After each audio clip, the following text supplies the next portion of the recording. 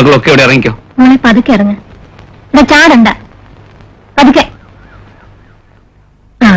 ഇതാണ് വീടെന്ന് തോന്നുന്നു.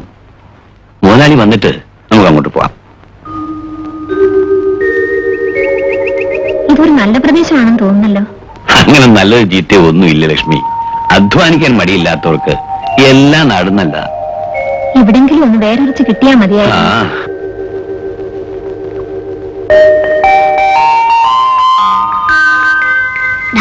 ഒത്തിരി പൂവുണ്ട്, പറിക്കട്ടെ? അയ്യോ വേണ്ട വേണ്ട.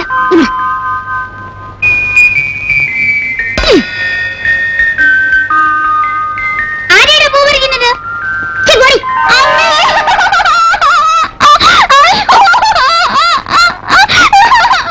അയ്യോ എന്താ മോളെ? ഒരു ചെറുക്കൻ നമ്മുടെ പൂ പറിച്ചു.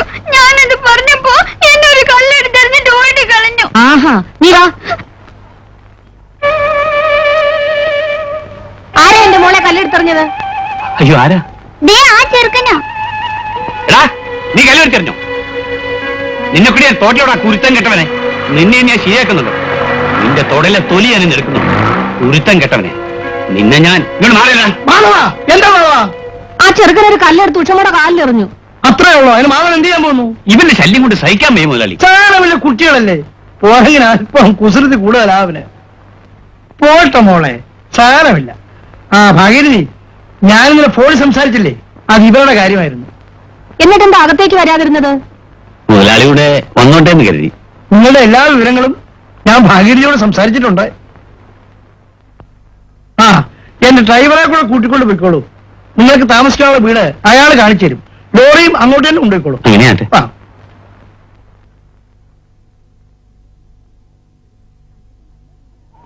കണ്ടിട്ട് നല്ല കൂട്ടരാണെന്ന് തോന്നുന്നു. പക്ഷെ ചെറുക്കനെ സൂക്ഷിക്കണം, വിളഞ്ഞ വിത്ത.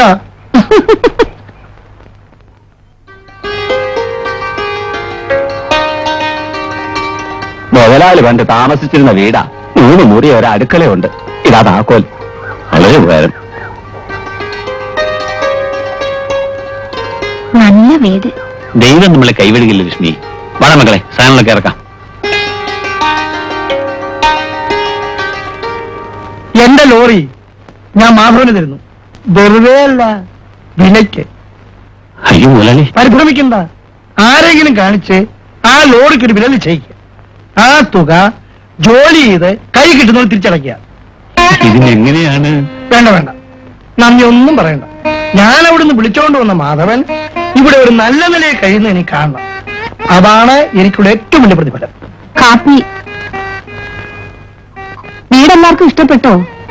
കുടിലിൽ കഴിഞ്ഞിരുന്നവരല്ലേ, ഇപ്പോഴവർ കൊട്ടാരത്തിലാണ്.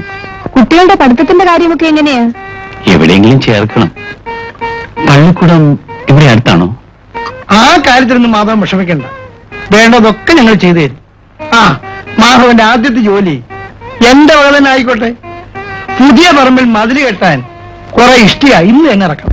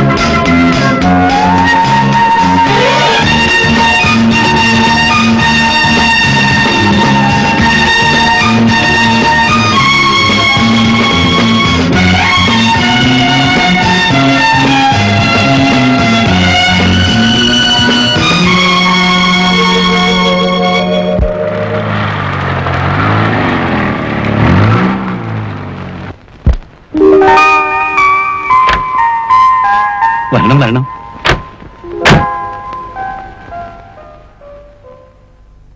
നമ്മൾ താമസിച്ചോ? അല്പം നേരത്തെ ആണെങ്കിലേ ഉള്ളൂ. അതെങ്ങനാ? ഉഷമോള് ഞങ്ങളെ ഉറക്കിട്ട് വേണ്ടേ? വെളുപ്പിനെ മുതലേ അവൾ ഒരുക്കം തുടങ്ങിയതാ.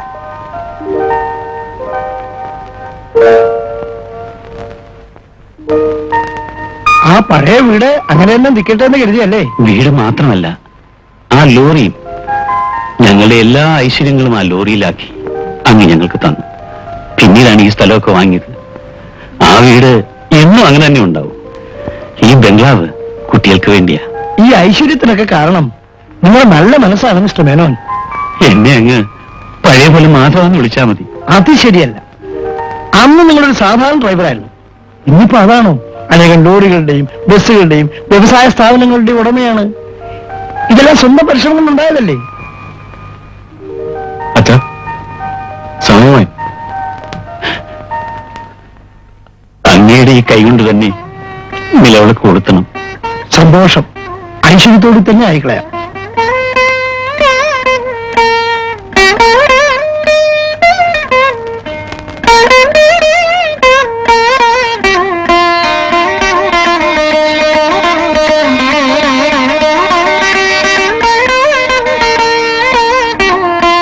ഉഷമോളെ, നിനക്കിത് എവിടെയെങ്കിലും താത്തു വെച്ചുകൂടെ?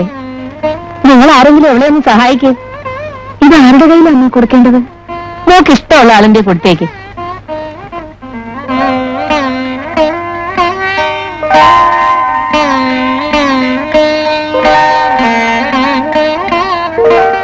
എല്ലാരും ഇഷ്ടമല്ലേ മോളെ? എല്ലാവർക്കും വേണ്ടി ഞാൻ വാങ്ങിച്ചോളാം. അതിന്റെ ആയ ഇതാ.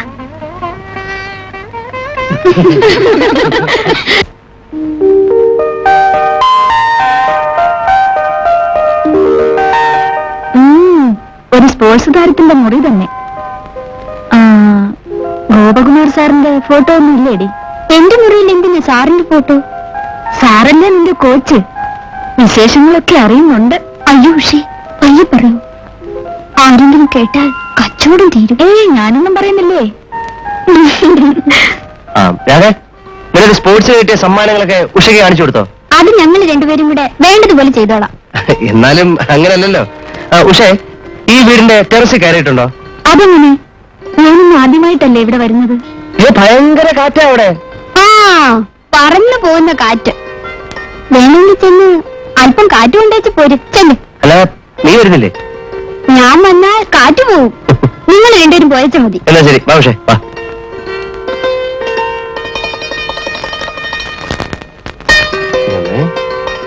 ഇവിടെ വല്ലവരും കാണും. നമുക്ക് മേളിപ്പാ, അവിടെ ആരുമില്ല. വന്നേ.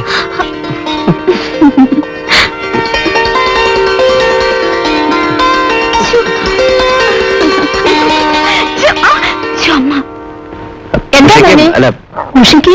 അല്ല, ഉഷയ്ക്ക് പിന്നെ അവളുടെ അമ്മയെ കാണണമെന്ന് പറഞ്ഞു. അപ്പം